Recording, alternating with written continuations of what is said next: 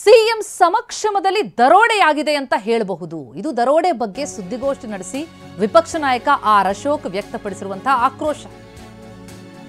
ದರೋಡೆ ರಾಜ್ಯಕ್ಕೆ ನಿಮ್ಮನ್ನ ಸ್ವಾಗತ ಮಾಡ್ತಾ ಇದ್ದೀನಿ ಅಂತ ಸುದ್ದಿಗೋಷ್ಠಿ ಆರಂಭದಲ್ಲಿ ಆರ್ ಅಶೋಕ್ ವ್ಯಂಗ್ಯವಾಡಿದ್ದಾರೆ ಸರ್ಕಾರದ ಕುರಿತು.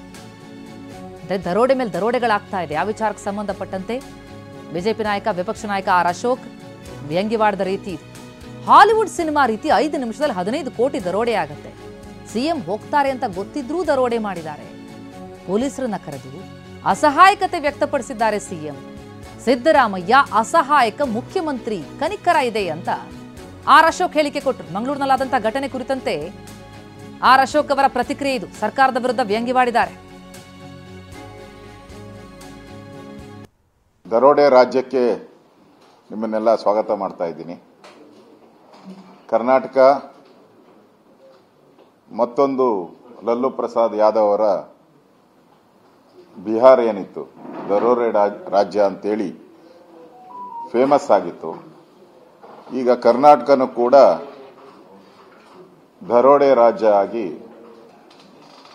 ಪರಿವರ್ತನೆ ಆಗಿರುವಂಥದ್ದು ನಿಜಕ್ಕೂ ಈ ರಾಜ್ಯದ ಕಾನೂನು ಸುವ್ಯವಸ್ಥೆಗೆ ಕೈಗನ್ನಡಿ ಇರತಕ್ಕಂಥ ಘಟನೆ. 15 ಕೋಟಿ 5 ಮಿನಿಟ್ಸ್ 5 ನಿಮಿಷದಲ್ಲಿ 15 ಕೋಟಿ ಲೂಟಿ. ಇದು ಸ್ಯಾಂಡಲ್ವುಡ್ ಸಿನಿಮಾ ಅಲ್ಲ, ಹಾಲಿವುಡ್ ಸಿನಿಮಾ ಅಲ್ಲ, ಇದು ಬಾಲಿವುಡ್ ಸಿನಿಮಾ ಅಲ್ಲ, ಇದು ಹಾಲಿವುಡ್ ಸಿನಿಮಾ. ಹಾಲಿವುಡ್ ಸಿನಿಮಾದಲ್ಲೂ ಈ ತರದ ಸಿನಿಮಾ ನಾವು ನೋಡೇ ಇಲ್ಲ.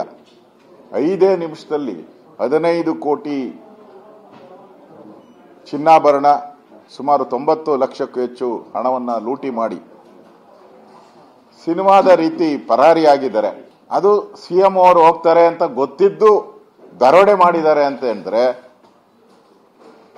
ಆ ದರೋಡೆಕೋರರ ಧೈರ್ಯ ಎಷ್ಟು, ಅವರಿಗೆ ಎಷ್ಟು ಕಾನೂನು, ಕರ್ನಾಟಕದ ಪೊಲೀಸರ ಬಗ್ಗೆ ಎಷ್ಟು ಭಯ ಇದೆ ಅನ್ನೋದು ಇದರಿಂದ ಸ್ಪಷ್ಟ ಆಗ್ತಾ ಇದೆ. ಆದರೆ ಕರ್ನಾಟಕದ ಪೊಲೀಸರಿಗೆ ಏನು ಘನತೆ ಗೌರವ ಹಿಂದೆ ಇತ್ತು ಅದೆಲ್ಲ ಇವತ್ತು ಮಣ್ಣು ಪಾಲಾಗೋಯ್ತು. ಇದು ದೇಶದ ಸುದ್ದಿ. ಇದು ರಾಹುಲ್ ಗಾಂಧಿ ಅವರು ಹೇಳಿದಲ್ಲ, ಪಟ್ ಅಂತೇಳಿ 2,000 ರೂಪಾಯಿ ನಿಮ್ಮ ಜೇಬಿಗೆ ಅಂತ ಹೇಳಿದ್ರು.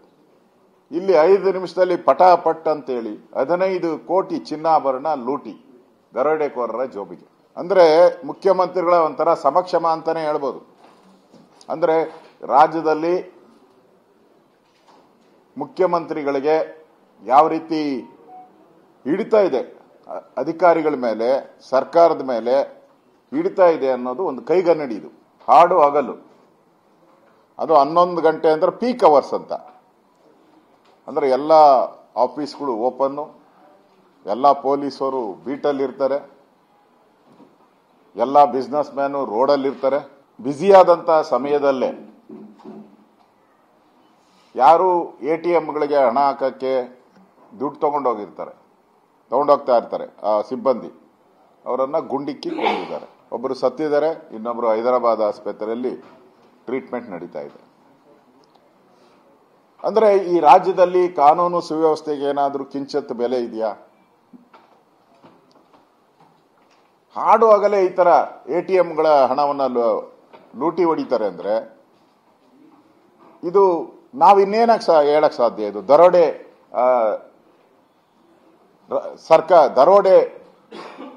ದರೋಡೆಕಾರರಿಗೆ ಸ್ವರ್ಗದ ಸರ್ಕಾರ. ಇದು ದರೋಡೆಕೋರರಿಗೆ ಸ್ವರ್ಗ. ಇದು ಬನ್ನಿ ದರೋಡೆ ಮಾಡ್ಕೊಂಡು ಇಷ್ಟು ದಿನ ಕರ್ನಾಟಕದವ್ರು ಮಾಡ್ತಾ ಇದ್ರು, ಈಗ ಬೇರೆ ರಾಜ್ಯದವರು ಬೇರೆ ರಾಜ್ಯದಿಂದ ಎಲ್ಲ ಬಂದು ದರೋಡೆ ಮಾಡಿ ಕೊಳ್ಳೆ ಹೊಡ್ಕೊಂಡು ಫ್ಲೈಟ್ಗಳಲ್ಲಿ ಹೋಗ್ತಾ ಇದ್ದಾರೆ, ಟ್ರೈನ್ಗಳಲ್ಲಿ ಹೋಗ್ತಾ ಇದ್ದಾರೆ, ಬಸ್ಗಳಲ್ಲಿ ಹೋಗ್ತಾ ಇದ್ದಾರೆ. ಹೇಳೋರು ಕೇಳೋರು ಯಾರು ಇಲ್ಲ. ಕರ್ನಾಟಕದಲ್ಲಿ ಕಾನೂನು ಸುವ್ಯವಸ್ಥೆ ಇದೆಯಾ? ಗೃಹ ಸಚಿವರು ಇದ್ದಾರಾ? ಮುಖ್ಯಮಂತ್ರಿಗಳು ಅದು ಜನಕ್ಕೆ ಇವತ್ತೊಂದು ಮರೀಚಿಕೆ ಆಗಿದೆ.